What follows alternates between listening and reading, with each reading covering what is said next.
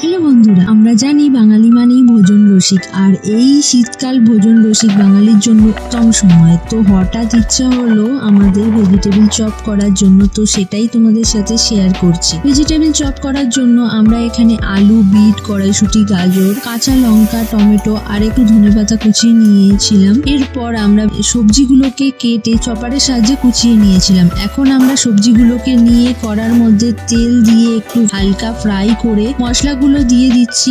আদা, নুন, হলুদ, চিনি, লঙ্কা গুঁড়ো, জিরে গুঁড়ো, অ্যারারুট, সামান্য কাসুন্দি ও ভাজা বাদাম। এবার এইগুলো ভালো করে নেড়ে চেড়ে মিশিয়ে নিয়ে নামিয়ে নিয়েছিলাম। তারপর আমরা ভেজিটেবলস গুলো করে নেব। এই সবজির স্টাফিংটা লম্বা আকারে শেপ দিয়ে করে নিয়েছিলাম। এবার অ্যারারুটের জল ও বিস্কুটের গুঁড়োর কোট করে নিয়ে তৈরি করে নিয়েছিলাম ভেজিটেবলস গুলো। এরপর সবকটা হয়ে গেলে আমরা একে একে তেলে ভেজে নিয়েছিলাম। দেখো, হয়ে গেছে আমাদের ভেজিটেবল চপ।